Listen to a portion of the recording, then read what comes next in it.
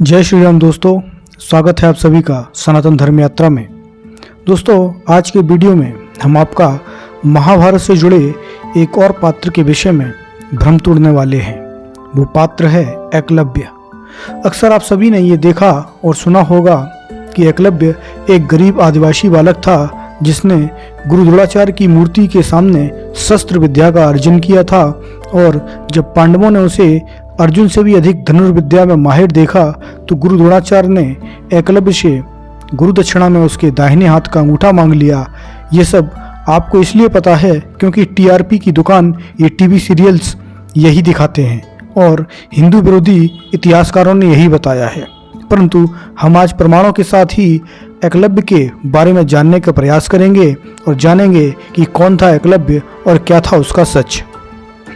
दोस्तों, Bhandarkar oriental research institute द्वारा प्रकाशित महाभारत के क्रिटिकल एडिशन में आदि पर्व का अध्याय 61 श्लोक नंबर 1 से लेकर 3 तक देखिए, जहां राजा जन्मेजय भीष्मप्यान से विभिन्न राजाओं, असुरों, देवों, दानवों के बारे में पूछते हुए और उनके वंशों के बारे में पूछते हुए क्या कहते हैं।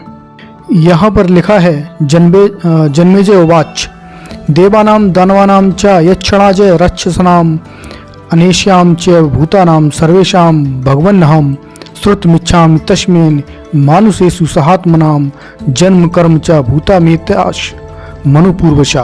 अर्थात जन्मेजय बोले, भगवान देव, दानव, यक्ष, राक्षस तथा अन्य सभी प्राणियों के तथा मनुष्यों में इन महात्मा प्राणियों के जन्म कर्म क्रमशः तत्व संपूर्ण सुनना चाहता हूँ।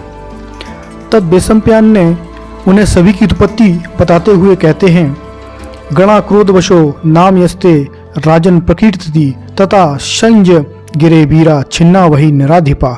ये आदि पर्व के अध्याय 61 का श्लोक नंबर 54 है।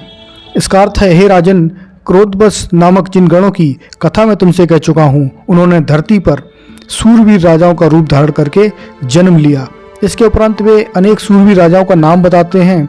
अब श्लोक 58 देखिए, इसमें लिखा है, अषाढ़ो वायु वेगस्य भूरि तेजा यथैव च एकलव्य सुमित्रस्य भाटघानिड्य गोमुखा।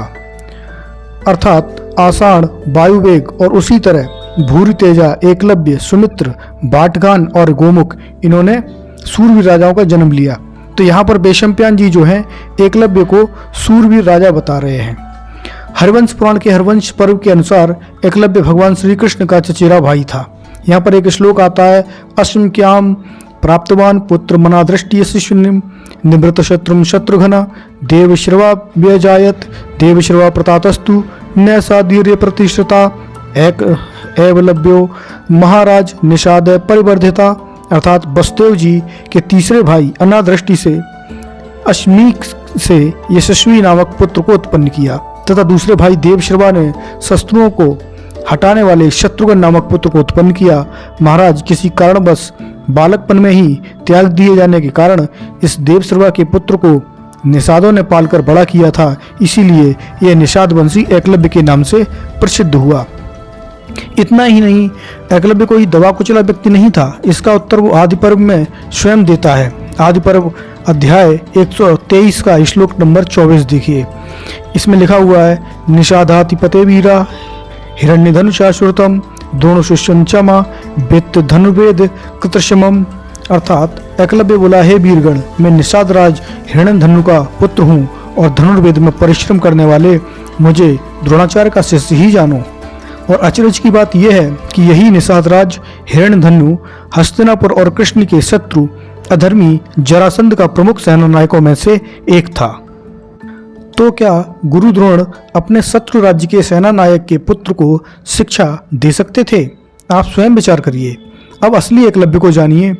आपको यही जताया जाता है कि एकलव्य एक बहुत ही धर्मज्ञ और उन्नत युवा था, पर क्या यह सत्य है? अधर्मी कंस जरासंध का दामाद था और कंस के वध के पश्चात जरासंध ने कृष्ण के राज्य पर अनेक आक्रमण किए। इन आक्रमणों में एकलव्य ने सदैव अधर्मी जरासंध का ही साथ दिया था। अलग अलग दिशा से आक्रमण करने वालों में, पूर्व दिशा से आक्रमण करने वालों में एकलव्य का नाम आता है। हरवंश पुराण के विष्णु पर्व के ये श्लोक देखिए, उलूका कैतवेयश्च वीरश्च शुभता सुता एकलव्यो दृढ़ाश्च क्षत्र धर्मा जयद्रथा।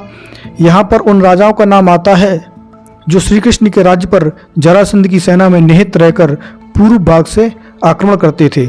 इनमें से एक नाम एकलव्य का भी है। इतना ही नहीं, बलराम जी और एकलव्य की सीधी भिड़ंत भी हुई थी, जिसमें एकलव्य पराजित हुए थे। हरवंश पुराण के भविष्य पर्व की यह श्लोक देखिए। यहाँ पर यही बताया जा रहा है कि जब निषादराज एकलव्य ने घंटा मालाओं से सुशोभित एक शक्ति लेकर उसे बलराम जी पर चलाया और बड़ा भयंकर सिंहनाद किया, यह सर्व कल्याणी शक्ति जब बलराम के पास आई, तब प्रतापी बलभद्र जी ने ऊपर को उठती हुई उस महाघोर शक्ति को हाथ से पकड़ लिया। फिर सबको विस्मय में डालते हुए माधव ने उसी शक्ति से निषादराज की छाती पर तत्काल गहरी चोट पहुंचाई। अपनी ही शक्ति से घायल ताड़ित होकर वीर निषादराज का सारा शरीर व्याकुल हो उठा और पृथ्वी पर गिर पड़ा। बलराम द्वारा आहत हुए निषादराज एकलव्य प्राण संशय की स्थिति में पहुंच गया था। आपको शायद ही पता होगा कि एकलव्य का वध स्वयं भगवान श्री कृष्ण ने ही किया था। महाभारत के द्रोण पर्व में श्री कृष्ण जी कहते हैं, स्वादितार्थ तूषा मया हता संग्राम मूर्धनि चेदिराजस्य विक्रांता प्रत्यक्षम निहतस्त्व। अर्थात मैंने उस निषादराज एकलव्य तुम्हारे हित के निमित्त ही युद्धभूमि में मारा। इसके अतिरिक्त पराक्रमी चेदीराज शिशुपाल को तुम्हारे सम्मुख ही मारा गया है। अब आप एकलव्य को शायद जान गए होंगे और इतने प्रमाण काफ़ी होंगे आपकी आंखें खुलने के लिए। दोस्तों, ये जानकारी आपको कैसी लगी कृपया कमेंट में बताइए। बने रहिए सनातन धर्म यात्रा के साथ और लेते रहिए रोचक एवं धार्मिक जानकारियाँ प्रमाणों के साथ। धन्यवाद। जय श्री राम।